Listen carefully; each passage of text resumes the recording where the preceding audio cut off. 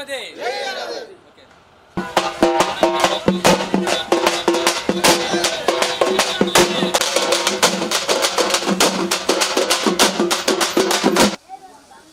అందరికీ నమస్కారం అండి. నా పేరు తిమోతి. నేను బాపట్ల జిల్లా సంక్షేమ సంఘం అధ్యక్షుడిని, కోశారి అధికారి.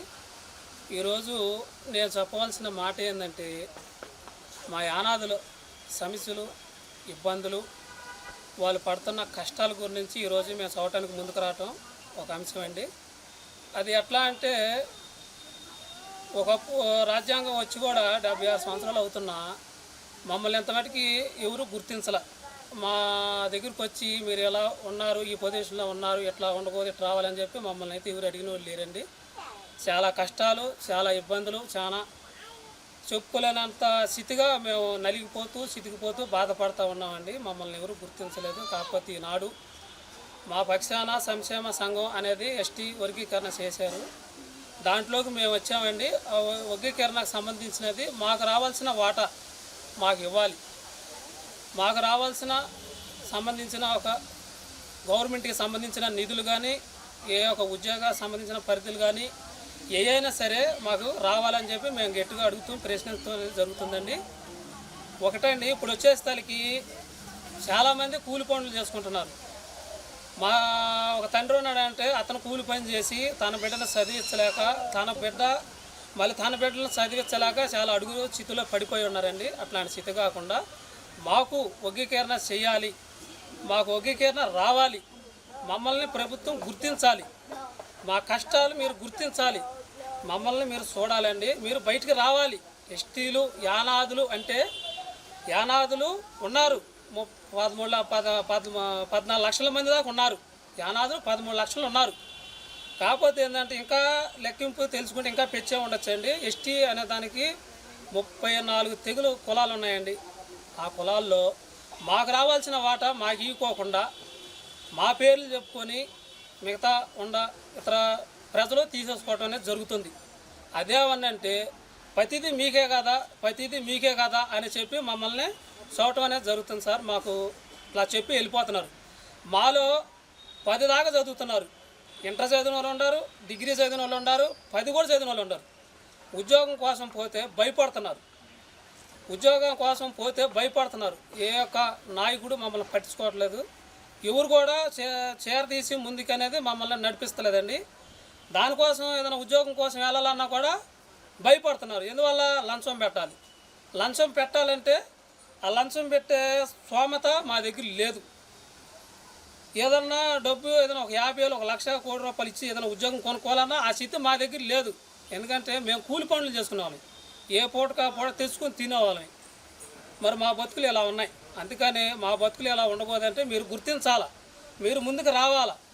నెల్లూరులో మన నాయకుడు చంద్రబాబు నాయుడు గారు, లోకేష్ గారు హామీలు ఇచ్చారు. ఆ హామీలు ఒక యానాదులకి ఆ హామీలు మీరు నెరవేర్చాల. మీరు ఒక తీర్మానం తీసుకోవాలా. మీరు ఆ ఎస్టీలకి, యానాదులకి మీరు చేయాల్సిన పనులు మీరు చేయండి. వాళ్ళకి ఇవ్వాల్సినవి వాళ్ళకి ఇవ్వండి. మాకు రావాల్సినవి మాకు రావాలండి. అందుకని మేము డిమాండ్ చేస్తున్నాం. సంక్షేమ సంఘం తరపున గట్టిగా మేము అడుగుతున్నాం సార్, మమ్మల్ని మీరు గుర్తించాలా. మేము ఎంతో అడుగుని పడిపోయి ఉన్నాం, కూలి పనులు చేసుకుంటున్నాం. వేల సంఖ్య 13 లక్షల మంది ఉన్నారు సార్. మమ్మల్ని ఎవరు గుర్తిస్తున్నారు సార్? మా స్థితి ఏంది? మాకైతే ఏంది, మేము కూలి పనులు చేసుకుంటున్నాం. మేము ఏనాటికైనా తెచ్చుకొని తినేవాళ్ళం. మాకు స్థలాలు లేవు, 1 ఎకరం పొలం లేదు, 1 సెంటు భూమి లేదు. రోడ్ల మీద, రోడ్ల పక్కన అడవుల్లో చూడండి సార్, మాకు ఇట్లాంటి పూడు గుడిసెలు, ఒక్కరికే సరైన డాబా లేదు, అన్ని పూడు గుడిసెలు అని చెప్పుకోలేని స్థితి, బాధ. ఈనాడే కొద్దిగా బయటకు వచ్చాను సార్. మాకు ఆనాడు అంబేద్కర్ ఇచ్చిన రాజ్యాంగంలో మాకు ఆయన చాలా హామీలు ఇచ్చారు. అది మీరు గుర్తుంచుకొని దాని ప్రకారంగా మమ్మల్ని ముందుకు తీసుకురావాలని, జనాల్లో మాకు ఒక ప్రాధాన్యత మాకు తేవాలని, మమ్మల్ని కూడా అడుగు పడిపోయిన వాళ్ళని మమ్మల్ని కొద్దిగా మీరు పైకి లేపాలని, మాకు ఒక న్యాయం మీరు చేస్తారని, మీరు మమ్మల్ని గుర్తిస్తారని మేము గట్టిగా నిలదీయటం జరుగుతుంది సార్. మేము గట్టిగా అడుగుతున్నాం, మీరు గుర్తించండి. మా కష్టాలు ఇంకా బోల్డ్ ఉన్నాయి సార్. చెప్పుకోవాలంటే మీకు అర్థమైపోయింది సార్. ఒకసారి ఎస్టీ యానాదుల కాలనీలో మీరు తిరిగి చూసి మాకు గట్టిగా న్యాయం చేయాలని మేము కోరుకుంటూ సెలవు తీసుకుంటూ ఉన్నాం సార్. అందరికీ నమస్కారం. నా పేరు జెర్మియా. మేము అనాథలో ఇప్పుడు మేము ఏంటంటే ఇప్పుడు మేము చదువుకుంటున్నాం. నాది ఇప్పుడు ఇంటర్ అయిపోయింది. ఇప్పుడు మమ్మల్ని ఎక్కడైనా ఒక పెద్దవాళ్ళు చూసినప్పుడు మీరు యానాదులు చదువుకోండి, మీకు ఉద్యోగాలు వస్తాయి, 10th చేయండి, ఇంటర్ చేయండి అంటారు, డిగ్రీ చేయమంటారు. కానీ మా యానాదులు మేము వెళ్ళి ఇంటర్ చేసి డిగ్రీ చేయగానే మాకు ఇతర కులాల వాళ్ళు మాకు పోటీ వచ్చేస్తున్నారు ఉద్యోగాల్లో. మా క్యాస్ట్లో కూడా వాళ్ళు వచ్చేసి మరిగా మా ఉద్యోగాలు కానీ వాళ్ళు కూడా తీసేసుకొని వెళ్ళిపోతున్నారు. అందువల్ల మాకు ఉద్యోగాలు ఉంటాం, మేము ఏదో పని చేసుకొని బతకాల్సి వస్తుంది. అందువలన డాక్టర్ బాబాసాహెబ్ అంబేద్కర్ గారు రాసినటువంటి రాజ్యాంగంలోని ఎస్టీలకు సంబంధించి అంటే మా అనాథులకు సంబంధించినటువంటి ఏదో జాబులు ఉంటాయి, ఎటువంటి క్యాస్ట్కి సంబంధించినటువంటి అవి మీరు వేరు చేసి మరిగా అవి మాకు ఎస్టీ వర్గీకరణంగా మాకు జరగాలని కోరుకుంటున్నాం. అప్పుడు మా బతుకులు మారుతాయి. మాకు రావాలి అని చెప్పి మా వర్గీకరణ గురించి మాట్లాడుతున్నామండి. మరి మీరైతే వస్తున్నారు, ఏ కెమెరాలు తీసుకొస్తారు, ఏ తెస్తారు, ఇవి వచ్చేస్తున్నాయి అవి వచ్చేస్తున్నాయి, రండి రండి అని చెప్పి మమ్మల్ని ఏదో ప్రోత్సాహిస్తారు. మాకేమి ఇస్తున్నారు? మాకేం చేస్తున్నారండి మీరు? మాకేమి ఇస్తున్నారు? మాకేం అవసరంలా. మీరు వస్తారు వెళ్ళిపోతూ ఉంటారు అంతే. మేము ఎట్టాగుంటాం, మీరే పైకి ఎక్కుతుంటారు. మీ వల్ల మాకు వచ్చేది ఏముండదు, మా వల్ల మీకు వచ్చేది ఏముండదు. మమ్మల్ని ఎవరు పట్టించుకోరండి, మా బతుకులింతే. అప్పుడు ఆ రాజ్యాంగం రాశారు అంబేద్కర్ గారు, ఎన్నో చెప్పాడు, ఎన్నో చేశారు. ఎస్టీల గురించి మాకు రావాల్సిన వాటా, మాకు రావాల్సినది ప్రత్యేకంగా ఆయన పెట్టాడు. మాకు ఏమని మేము అడుగుతున్నాం. ఏది వర్గీకరణ యానాదుల గురించి చేశారండి, అది మాకు ఏమని అడుగుతున్నాం. మాకు ఇస్తే ఈరోజు మేమందరం రోడ్లు ఎక్కాల్సిన పని ఉండదు, మేమందరం ఇట్లా ఉండాల్సిన పొజిషన్ ఉండదు.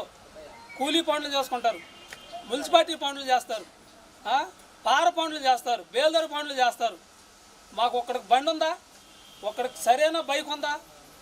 తినడానికి ఒక్కరికైనా ఒక 50 లక్షల రూపాయలు ఎవరికైనా ఒక ఇంట్లో ఉన్నాయా?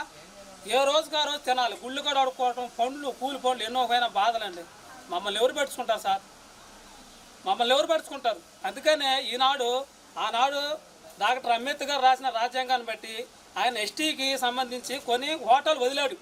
అది మాకు ప్రత్యేకంగా మాకు ఇవ్వాలని మేము డిమాండ్ చేస్తూ ఉన్నాం, అడుగుతూ ఉన్నాం. ఇప్పుడు ఒక బాబు చెప్పారు, 10th ఇంటర్వ్యూ చదువుతున్నారు, ఉద్యోగాల కోసం ఎంతో ఆశ పెట్టి ఏదో చదువుకుంటామంటున్నారు. ఆ ఉద్యోగాలు రావట్లా. ఉద్యోగం కోసం పోతే ఇంకొకళ్ళు పోటీ చేస్తున్నారు. మరి వీళ్ళు ముందుకు రావాలంటే ఎలా వస్తారు? వీళ్ళకి ఒక ఉద్యోగం వస్తే రేపు వాళ్ళ పిల్లలకో లేకపోతే ఇంకోళ్ళకో ఏదో ఒకటి వస్తుంది. ఎవరు వస్తున్నారు? ఎవరు పెట్టుకుంటున్నారు? మమ్మల్ని ఎవరు పెట్టుకోవట్లా, మా దగ్గరికి ఎవరు రావట్లా. ఇదండి మా పరిస్థితి, ఇది మా పొజిషన్.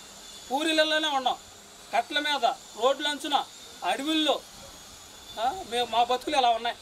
10 లక్షల మంది ఉన్నాం, ఉపయోగం ఏముంది? అందుకని మా జీవితాలు, మా బతుకులు మీరు గుర్తించి మీరు ఒక అడుగు ముందుకేసి మాకేదైనా సహాయం చేస్తే ఇంకంతే చాలండి. సెలవు.